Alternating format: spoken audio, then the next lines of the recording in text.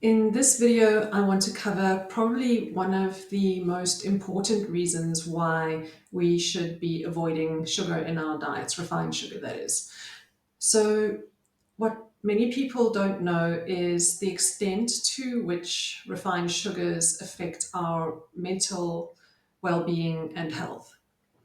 And part of that reason is because when we eat foods high in sugar or refined carbohydrates that usually contain sugar. So, refined carbohydrates are going to include things like baked goods, cakes, muffins, cookies, biscuits, all of those rusks, those kinds of. They firstly contain refined flour and secondly refined sugar. So these are the types of foods that are actually harmful to our mental health and well-being. And one of the reasons why is because these foods destroy the B vitamins in our body, and our bodies need the B vitamins for brain function. So those B vitamins are going to make sure that our brains function properly, and when that's depleted or destroyed by a diet high in refined sugars, then that is when these mental problems come in. So we also need B vitamins to metabolize these carbs. And so if, it's this vicious cycle, the, um, the B vitamins are destroyed by eating these refined carbs, and we need those B vitamins to be able to metabolize those carbs. And this is where the problems set in.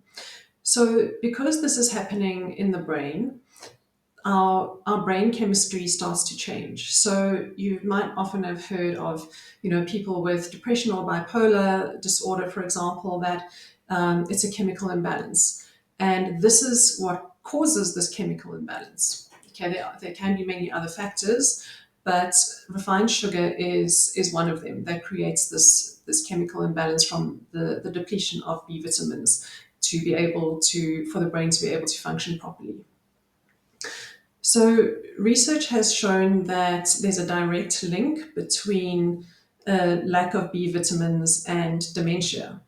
So, as we get older, we need to make sure that we are protecting our brains. Dementia is just so debilitating and just such an awful thing to live with, not only for the person who has it, but for the people around them.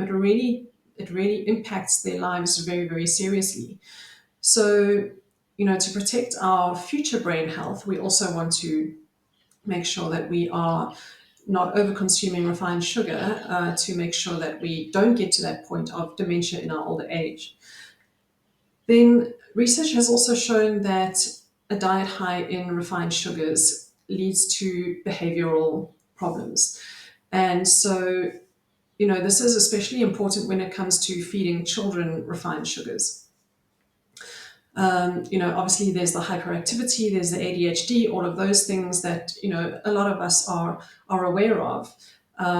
It also creates learning difficulties. And often what happens is when children have learning difficulties, when that's identified at school or they're diagnosed with ADHD, they are put onto drugs like Ritalin, for example, to control this. And it could just be as simple as removing the refined sugars and other refined foods from their diets, including colorants and flavorings. All of those chemicals that are so prevalent in foods today also cause these chemical imbalances that creates these learning difficulties and attention deficit disorders in children. So, the medications can have serious side effects for these kids as well. And, they grow up thinking that they have a problem, that they have a learning problem, and, that affects their psychological state as well. And, that might not even be necessary if their diet is corrected with the foods that nourish their brain instead of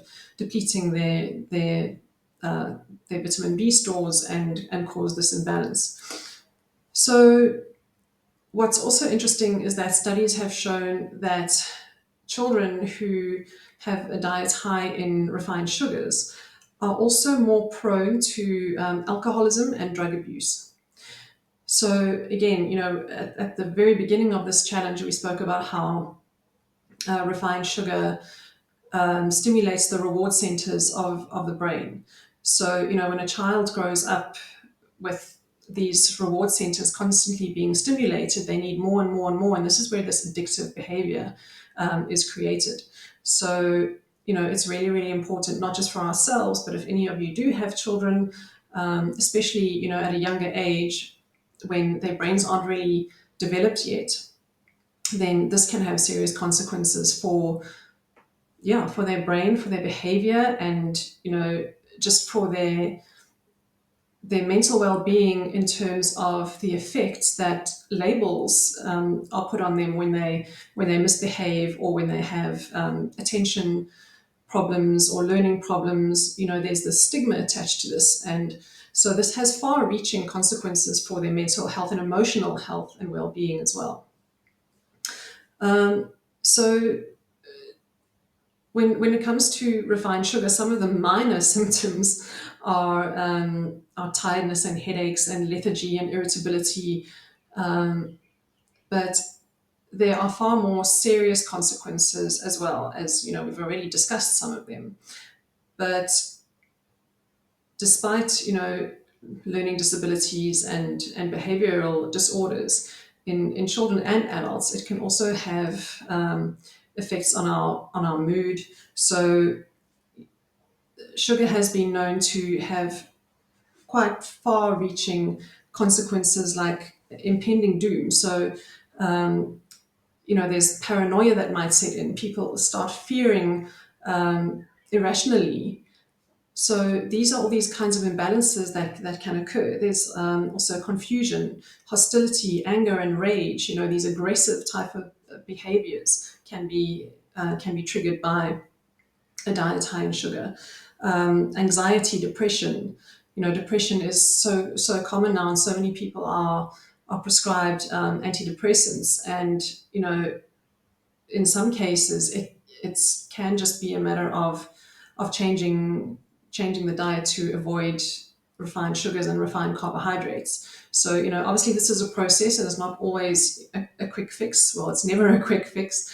But, when we're feeding our bodies and our brains correctly, we're far less likely to have these kinds of symptoms. And, often we might not even be realizing that this is what's causing it. We're thinking it's stress, it's our work, it's our family life, it's juggling so many things that's causing this anxiety or paranoia or fears, or depression, and a lot of it comes down to what we are feeding our bodies and our brains so that they're nourished.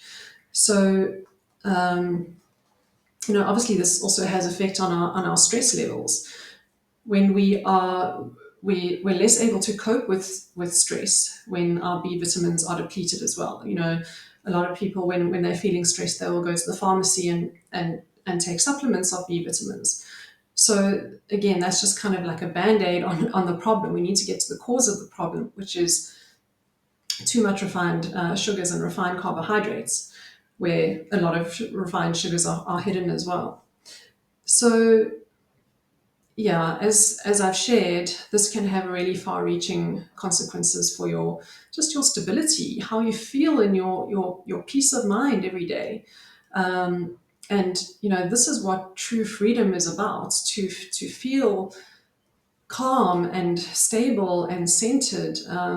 Conditions like ADHD and depression and dementia are really, really difficult to live with.